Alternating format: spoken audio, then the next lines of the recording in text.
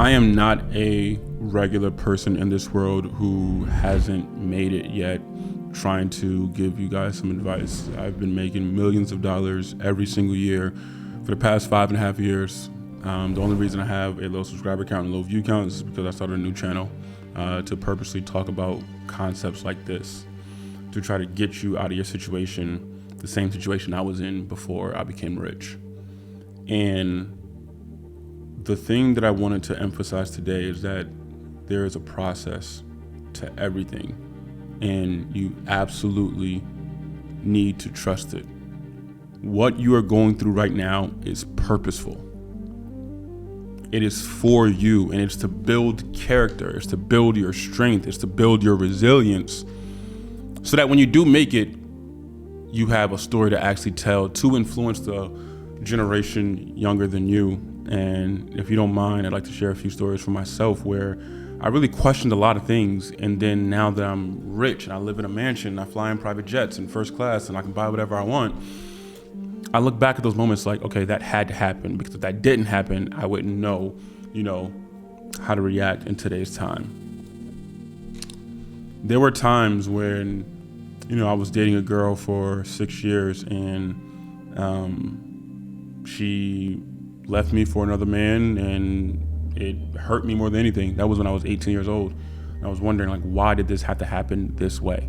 Oh, that gave me the motivation to, try to prove her wrong and prove the man wrong and try to, be super successful, more successful than him. And then negative reinforcements, became successful, right?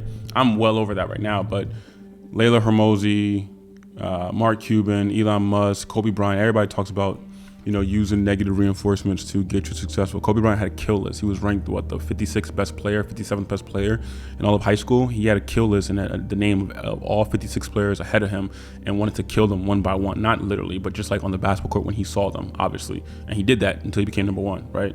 Layla Hermosi said she never took her life seriously until a guy at a party who knew her in high school said, "Damn, you have a really pretty face, but you're just so fat now." And then boom, all of a sudden she became skinny, and now she's run this $100 million portfolio, right? So for me, it was like, why did it have to happen that way? Great. Why did I have to be homeless? And not just be homeless, but when I go to a new school, when I'm 13 years old, the school announces on the intercom on day one, "Hey guys, we have 2 new students," me and my brother. Didn't say our names, but who are the only 2 new students in the school? "We have 2 new students coming here, or who just came here, and they live in a shelter, and we want to raise a fund. So if we can do some kind of drive, or we're gonna do some kind of drive over the next week or so to try to help them." That was so embarrassing, dog. I don't think you understand. I remember I was 13 years old. I'm not 29. I was 13 years old, dog. I remember that exact moment. And why did that have to happen? I had to go through a few months of embarrassment of the whole school knowing that I lived in a shelter to live a rich and successful life and be a multi-millionaire right now, basically. That's how it had to be, apparently. Dropping out of college my senior year because I wanted to focus in on trading and finances and being the best version of myself. And I saw the best version of myself was not at that college. I saw what everybody was doing. Everybody was having threesomes and foursomes and partying and drinking and, being hungover and smoked out. And for me, it was just, I need to get rich. I remember going to the gas station and only having, I think, $2.14 in my bank account. And I had to decide between a Pop-Tart or a bottle of water. I remember I was at St. Peter's. I remember going to the store, little gas station down by 140 to the left. You go down that long street on, for people who go to St. Peter's, they know what I'm talking about. Long street, take a left, and it's on the right-hand side of the gas station, right? I remember being in that exact gas station, making that decision. And it's like, why did I have to go through that? And it's like, because motivation, that gave me the motivation to drop out. There's nothing in the school for me. If I stay another year and get a degree, I'm only gonna have more debt, student loan debt. And then I just delayed another year where I could be successful already and put that year towards myself. And you know what happened during that year I dropped out? I was a babysitter. Trading was not really working out at the time. And the team that I just dropped out from won the championship, and they all were taking pictures online with the the trophy in the locker room with the I don't know if it was champagne. I think they popped champagne on Dunn, the coach, and it was just something that I missed. It was like I had to watch that on social media. I literally had to just sit there and just watch.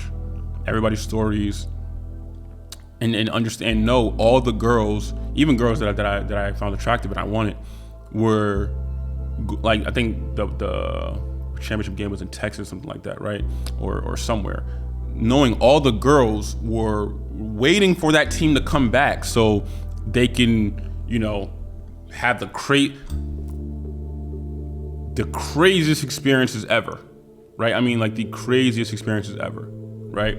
I never got to experience any of that. I had to watch knowing that, wow, they are going to go back to college with a ring and they're going to get whatever girl they want and have a crazy few nights and be the man of the school and walk through, like all of them. I had to watch that.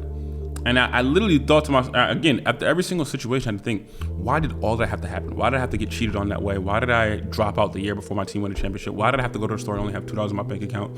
Why did my dad have to die at 19, me 19, him being 49 years old? Why? All of that gave me motivation to just continue on in my journey. Trust the process. There is a process.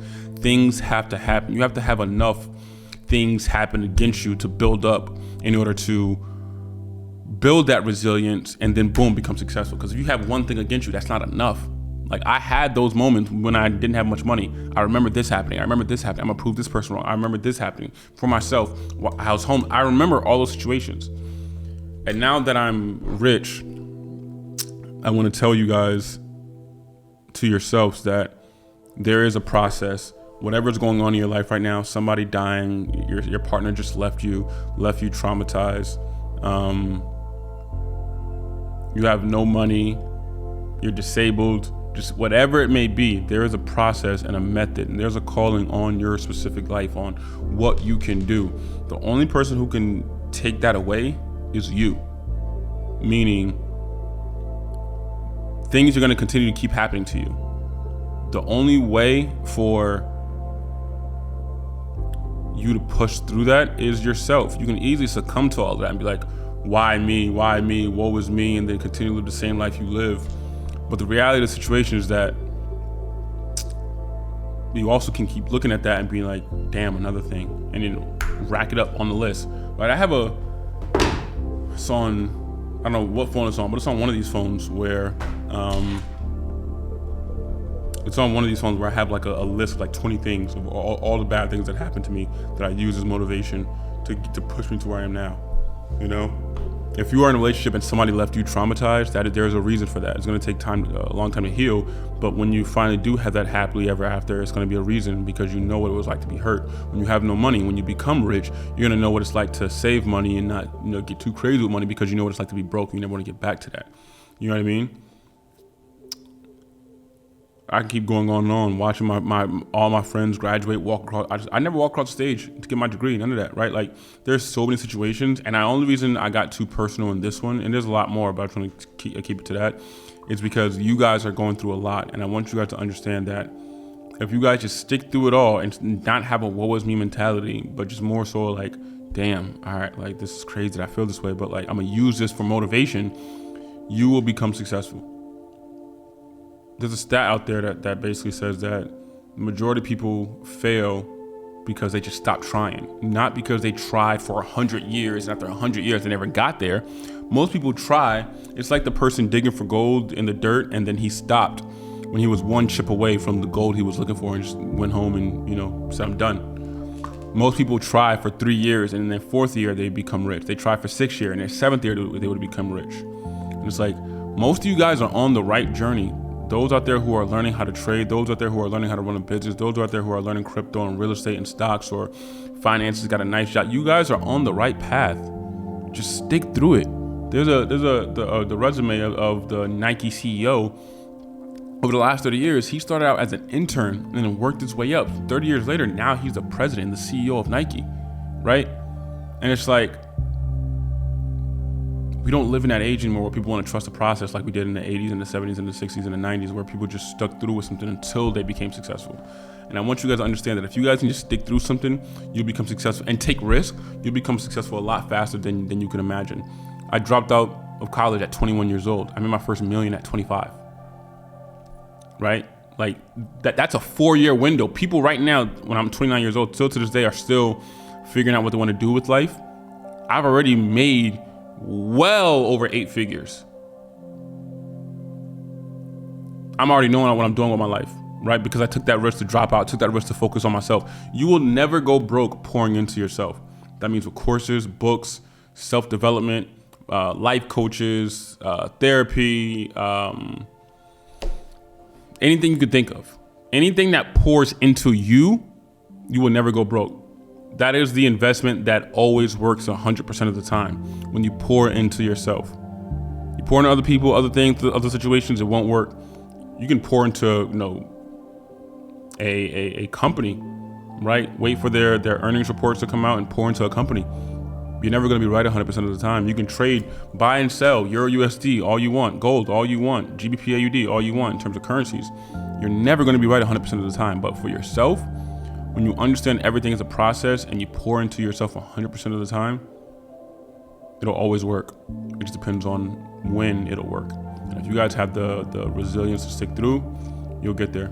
Like I said, I was homeless for 24 years of my life. Not homeless, but poor for 24 years of my life. I was homeless only 3 times during that time.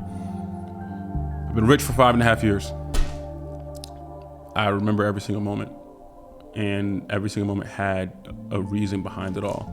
And it's hard to see it now, but you guys will see it at the end. Just stick through it. Later, guys.